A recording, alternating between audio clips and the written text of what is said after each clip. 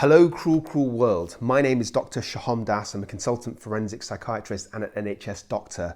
I assess mentally disordered offenders for a living so that you don't have to. You can call me the ominous 𝐏𝐬𝐲𝐡. Now, you probably know that former BBC radio presenter Alex Belfield has been jailed for 5.5 years. This video thinks about how will he be treated in prison by other inmates, how will he cope, will he be extorted, and if Belfield does have mental health issues, will they be treated? Let's get started. Right, a very brief 1-minute bit of background just for context. So as you said, Alex Belfield has been jailed for 5.5 years. The sentencing judge said that Belfield's stalking methods were, and I quote, just as effective a way of intimidating victims and in many ways much harder to deal with than traditional stalking. You've made communications which had serious impact on the private lives of the complainants and had distressing effects on their physical and mental health. So Belfield was originally charged with stalking 8 different people, most of whom were current or former BBC staff, and he was found guilty of offences related to 2 of the complainants, BBC Northampton presenter Bernie Keith and videographer Ben Hewis. I know what you're thinking, whatever ominous 𝐏𝐬𝐲𝐡, we don't want facts, tell us the gory stuff, tell us about his life in prison. Well, high profile and celebrity cases, when they come into prison, before they even arrive, often the prisoners know that they're going to be there. How do they know this? Well, actually, because even though it's completely illegal, a lot of prisoners have social media accounts. And they do this by using mobile phones in prisons. And it's quite common. So prisoners have been found to have profiles on most major social media channels and platforms, including Facebook, Instagram, even YouTube account, as if I don't have enough competition as it is. And this is a growing problem. So the number of social media accounts deleted or deactivated because they were updated from behind bars tripled from 152 in 2015 to 527 in 2017. Sorry, there I go with more facts again. And even if it's not through social media, people could find out that Alex Belfield is coming to prison because they have communications on the outside.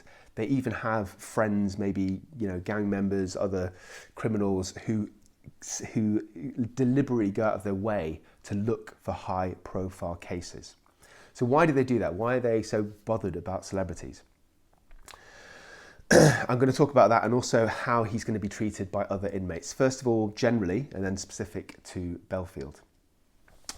Well, basically, people who claim to be hard get tested. So if you've got all these grime rappers saying that they're about that life and then they come into prison, sometimes prisoners take kind of offence, I suppose, because they're appropriating their lifestyle. So they might test that individual. They might beat them up, see if they can stand up for themselves. Just as a quick example, I read Mike Tyson's autobiography, and he said when he went to prison, a number of people tried to get it on with him, and that's Mike Tyson. So it can kind of happen to everybody. The next thing is if it depends on the type of offence. So if it's an assault on females or children, looking at certain material on the internet, I'm not going to say the P word, but I'm sure you know what you mean, then there's like this criminal code. So those people will be at the bottom of the hierarchy. In fact, in the USA, they call people who've done that specific type of offence, they say KOS, kill on sight. So if other prisoners find out that they've got that offending, then they're obliged to attack that person, even try and kill that person. The other big reason that prisoners care about celebrities or high profile cases is money. So they might like sort of threaten or encourage that particular prisoner to hand over some money, a bit like a protection racket. So they're saying it so they don't get hurt, but it's a thinly veiled threat. Which brings me on to an important question. For Belfield's case, will they know or will they care? So this is a bit of a difficult one. It's a very unusual situation because obviously Belfield has made massive news. It's big news on the internet. But my argument would be, I don't think it's that interesting or relevant in criminal circles because it's not, it's not a sort of sexy offence. It's not violent, for example. It's just bullying on the internet. Sometimes, just to go back, some prisoners even get kudos from the type of offence that they have committed. So I've worked in a prison before and I once assessed a defendant who had stabbed a known child abuser in his neighbourhood, and this actually increased his stock. So this guy didn't have a criminal history. First time in prison was absolutely terrified, but was actually treated relatively well because of what he did. So he was seen as quite high up the hierarchy. So back to Alex Belfield, will they judge him? I personally think probably not. I think they'll probably be indifferent. Some might even appreciate that he was acting against the BBC. Is Belfield rich? I mean, as I've said in my other previous video, go check that out by the way, about my psychoanalysis of him, there is rumours that he conned some of his fans for money, but as far as I'm aware, he spent this money on himself. So I don't think he's got massive savings. So I don't think that he'll be seen as rich. So I guess what I'm trying to say is I think most prisoners will maybe know who he is and maybe be slightly interested because they've read about him or heard about him, but I think they'll be mostly indifferent towards him. Okay, if you think differently, my Psych for Soul guys and gals, let me know in the section below. Moving on, how will Alex Belfield cope in prison? Well, we've got somebody who's not got a violent past, is not generally criminogenic outside of his sort of stalking behaviour, plus he doesn't really have any friends in prison, I imagine. He's not, he doesn't run with certain circles where it's likely that he's going to bump into somebody he knows. On top of all of that, he's almost certainly going to be placed in a lower category prison because it wasn't a violent offence.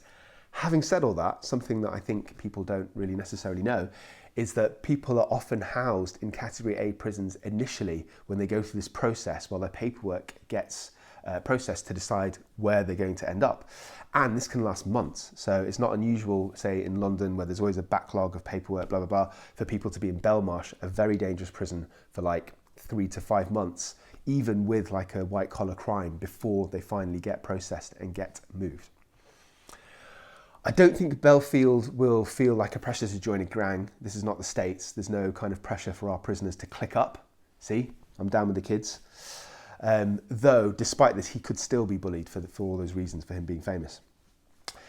I think that Belfield will be left alone if he keeps himself to himself.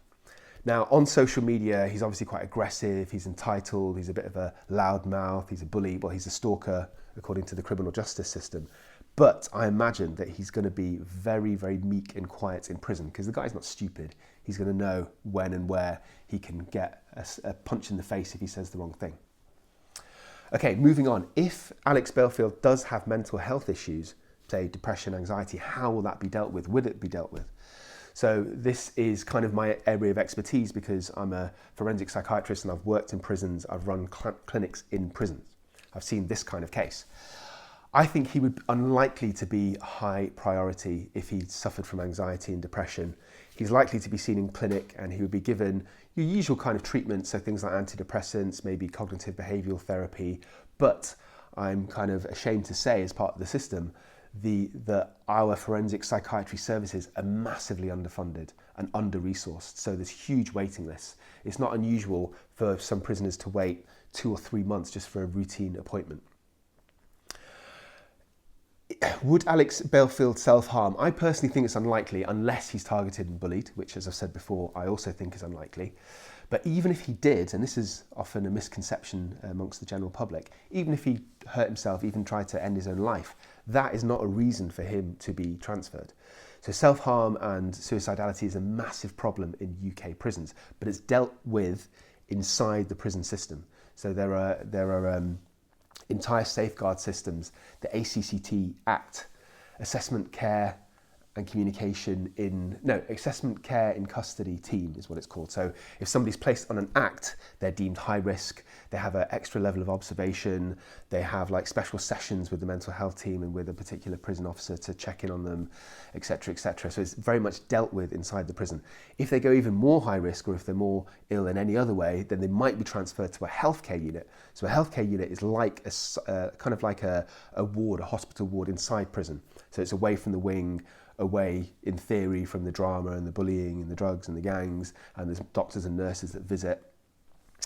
And if he were to escalate even more than that, so if, for example, he self-harmed extremely seriously, then he could be transferred to hospital. Personally, I think that's extremely unlikely. So people, from my experience, and I've done this, I've been involved in many, many cases, when they get transferred to a psychiatric unit from prison, it's usually because they're psychotic. So it's usually because they're hearing voices, extremely paranoid, barely able to function, not just self-harm. I don't mean just self-harm, I don't mean to minimise it, but you know what I mean. So not something that can be managed in the prison is what I mean. And there's extremely long waiting lists. So I've seen people who are floridly psychotic, really, really unwell, and they've been in prison. They've been in prison waiting for a bed for, I don't know, 6 months is not unheard of. So yeah, that's basically how the whole system works.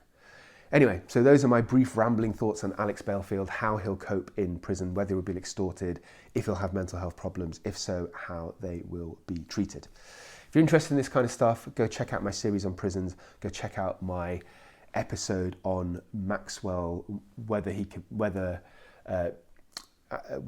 suicide and the kind of factors Giselle Maxwell, whether he committed suicide and the fact, I messed that up, haven't I? Sorry, it's really early in the morning. It's like before 5 o'clock over here. I've done videos on Ghislaine Maxwell and her whole trial. Okay, go check it out. Have a blessed day. Stay euthymic. Do not forget. I love you.